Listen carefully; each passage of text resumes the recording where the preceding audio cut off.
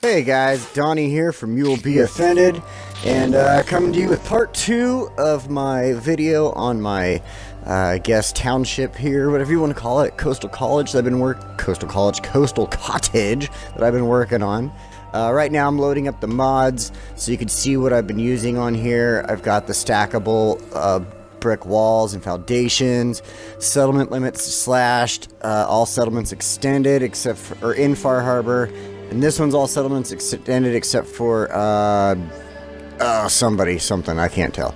Dalton Farm remake, disable workshop auto. Oh, that's where if you walk out of the green line, it throws you out. It stops it from doing that. I'm not sure what the bridge wall bunker is. I have to look at that again. Abernathy Farm overhaul, make it a little bit cooler. The vehicle stuff all suck. To be honest, they all suck, the vehicles. And if you want to do the stuff, you have to have that cheap mod terminal. So yeah, if you're gonna do anything like this, you want to look at the mods on, this is Xbox, obviously, so look at the cheap mod terminal. As you can see, Porter there is very excited. He's dancing a little jig. We just got finished killing these raiders right here. These obviously weren't the raiders that are supposed to be here. These were raider scavengers. And we are disciples at this location from the Nuka World area. And so, yeah, they thought they'd come up on a disciples township, and they thought wrong. So, Porter's excited. He's humping the railing. So we're going to start walking up the stairs here. Where we're going right now is an area that I already have shown you in the previous video. What you see straight ahead is brand new, but what's coming up to the left here is not necessarily new. There is some new stuff added here and there, but as you can see, that's the same bathroom from the first video. This is the same guard booth, the same little apartment, whatever you want to call it. I guess I'm going to probably just call them apartments. It's the best way to think of all this. So, yeah. Anyway, we're going to come up here. This is another little common area, living area, apartment, whatever you want to call it. There's plenty of beds. There's a little seating area, some beer bottles on the table, a fire to keep people warm, plenty of Disciples flags, the radio from the Nuka-Cola thing, or not Nuka-Cola, Nuka World. Let's see, Raiders stuff so that they can call more Raiders in. The area that I'm standing in right here, I definitely I plan on continuing to work on. This is all going to be built up. This is all going to have living areas and stuff like that. One of the things I'd like to say, I really loved the book. Oh gosh, I can't even think of the name of it right now. The book.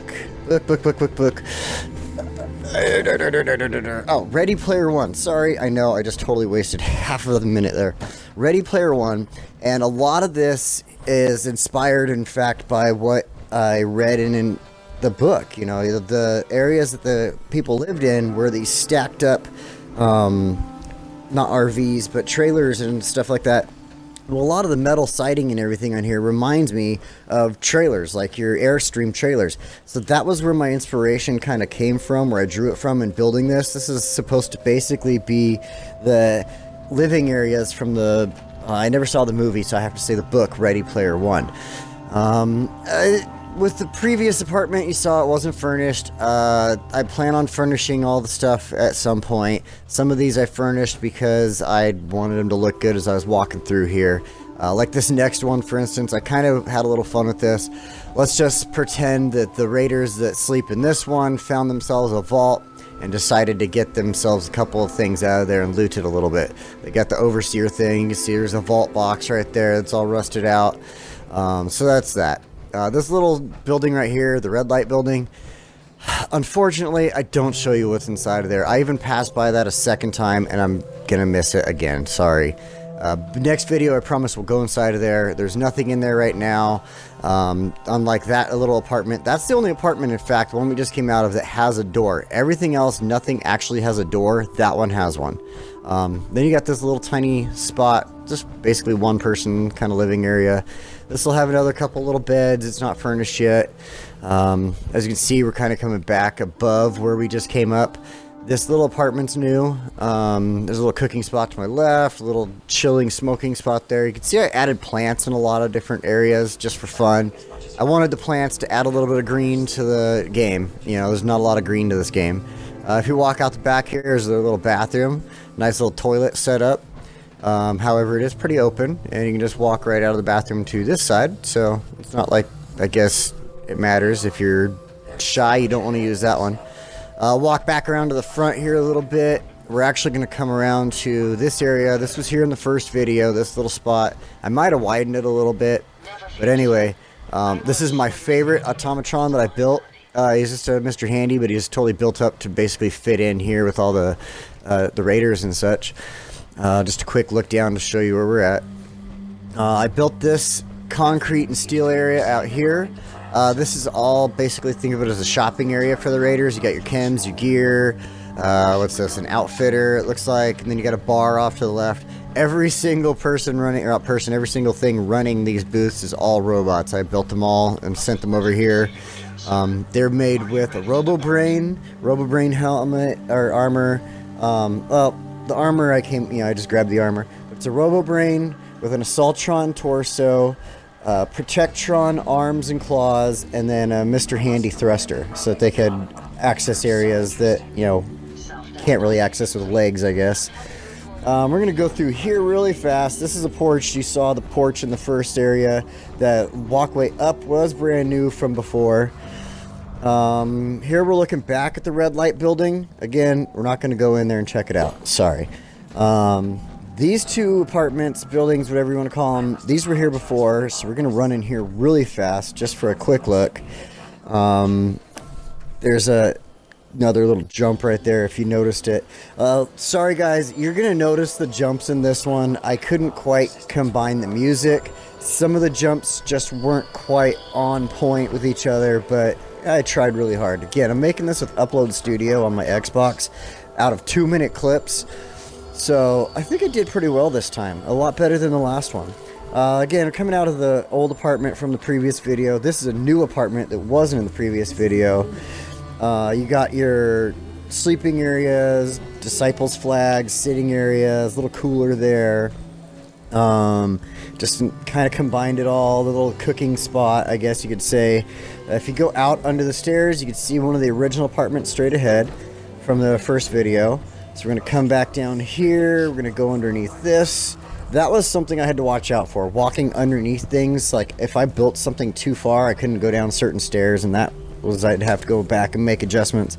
Another one of the original apartments right there. Coming up the stairs to another one. Again, if you saw the first video, you'll recognize this apartment. You'll recognize these stairs going up top here to this guard post. This guard post, I walk up here and I do a quick little look around just so you can kind of try to get an idea of the scale of this. I mean, this place is huge. There's a lot of scaffolding here, a lot of the metal buildings, and I even decided to have a little bit of fun. And if you can see over there, I added in the box cars. I used them for a couple different buildings. I think you would have noticed them on some of the other buildings we walked through before. Right here is a new apartment. This apartment's a combo store apartment type of thing. You'll see, I think this is a chems dealer. But as you can see back here, I've got, boxes, containers, just different things. So it looks like a store back there. Yeah, there we go, chems dealer. Got somebody actually running that. A little chill area, so when you get your chems, you can just sit back and take them, I guess. A tribute chest, another one of my favorite automatron builds. This one's Sentry body, RoboBrain head. It's got a Sentry arm with an Assaultron claw, Protectron, or no, RoboBrain arm, and a thruster, Mr. Handy thruster. I found something out though. Another little apartment and stuff in here. I found something out. If you take that Assaultron, or not Assaultron, if you take the Sentry torso and you put it on a RoboBrain legs, it actually makes the torso bigger. I don't know if that was just a fluke that happened on mine, but if you go try it, you build one of your Assaultrons, use the Sentry torso, add the RoboBrain head, and do RoboBrain base, the little tracks for the RoboBrain, and it will make the Sentry body bigger. I mean, this thing, it just gets massive. I'm gonna make one. I'll include it in the next video coming up for this. I'll have him chilling in another little area as a guard or something like that. Another quick apartment. You already saw that this was made out of what did I say?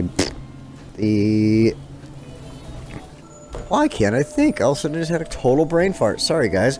It's made out of the boxcars. here we go, another area. This isn't, you know, set up yet, no furniture and stuff like that. Just a quick area that I set up as I was building it. I'll come back through and I'll get this set up with furniture, beds, all that. Same thing with these 3 box cars in here. This little spot to the side. Each of these little box cars will be 3 separate tiny apartments, I guess. Then over here across the way, I'll just have a couple, like a common communal sleeping area. This is coming up. This is a communal area for sleeping, and just kind of, I'm gonna have tables and stuff throughout there. I have an idea for some apartments in there. Up here, I jumped up here real quick, kind of just give you a quick idea of how I ran the electricity around this. I ran it all on top of the buildings. I ran it through the trees there and stuff like that too. You can see a couple of lines back and forth. I had a blast with that one. That was great. Just trying to invent ways for that to run around with the electricity. So here we go. Like I said, this is going to be a kind of a communal area and apartments. I haven't quite figured out the walls in here. It won't let me put walls from the steel buildings with the doors. They don't connect properly. So I got to figure out something else. I'll get something in there soon and try to separate that and have 2 little separate apartments along with the communal area. As we walk down here, we're back to basically kind of where we started. You'll recognize this, the apartment with nothing on the right, the apartment with something on the right. There's the red light building. And again, I walk right on by it and forget to show what's inside. But again, there's nothing inside, so it's not a big deal. We'll show you what's in there, the third one. I kind of am thinking about sticking with the red light, you know, the red light type of theme, and just putting a bunch of little beds in there and stuff, just putting more red lights in there, and just that'll be, I guess, the red light zone. So, there's another Disciples flag on top of the garage there.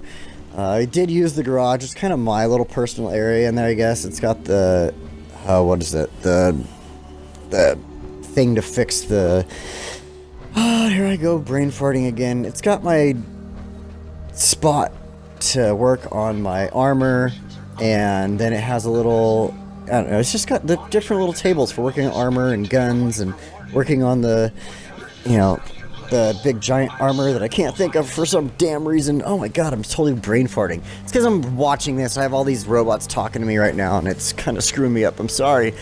So, here we go. This is a Automatron machine. Here's a junk fence kind of on the outside. I couldn't complete the junk fence over to the right there, so I just threw a couple of the, you know, the sentries in there so that I could just kind of watch it that way, I guess. And of course the totem, so people knew if they were walking up onto it. If you were to imagine if this was real life, so if people were walking up onto it, they'd see the totem over there and, oh, those are disciples, we should stay away. But the gate kind of goes around the outside here to just keep this from being totally open. As you can see, there's some of the scaffolding and everything up there that I'll be showing you in a moment. As we come down to the side here, I wanted to block off anything from getting underneath the scaffolding because it was still accessible, so I ran all the wire fencing under there. I got electricity ran to the side here so I can have the spotlights. Let's see, then, oh yeah, we're gonna go to the front here of one of my other main entrances. Boom. We got some sentries there. We got the junk fence with the gate. If you look over there to the right, that's where we started, where we walked up the stairs. There's my power banks to the right.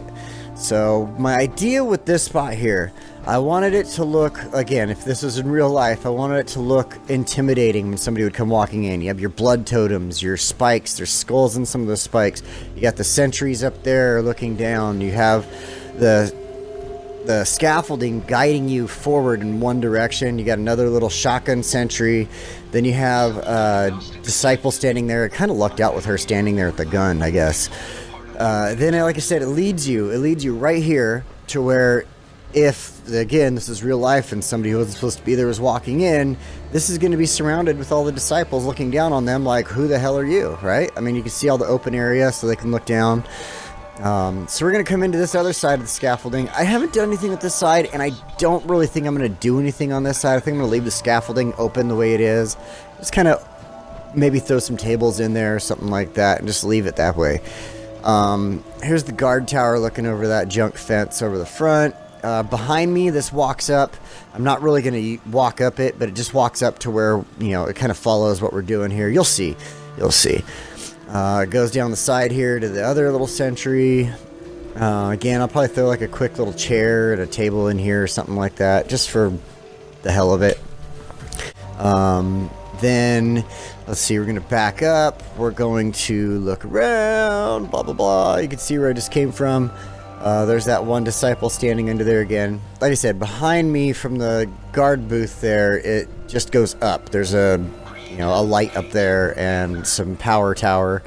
So, and I'll turn around real quick so you can see that. Then right here, common area, I've got the workout bench. I've got little just containers and stuff. There's plenty of sleeping. A little TV, even though there's no actual TV channels. Table set up. A little kitchen area, I guess you could say.